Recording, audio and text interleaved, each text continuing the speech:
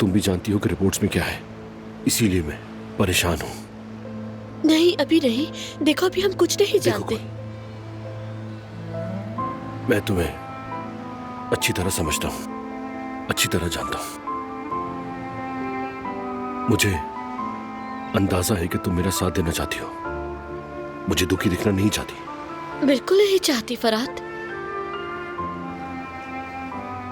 मगर हकीकत यह है कि यह बहुत दुख की बात है और हम दोनों ये बात बहुत अच्छी तरह जानते हैं।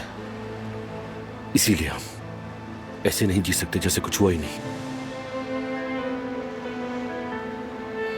मैं बाप ना बनने पर बहुत दुखी हूं, हाँ,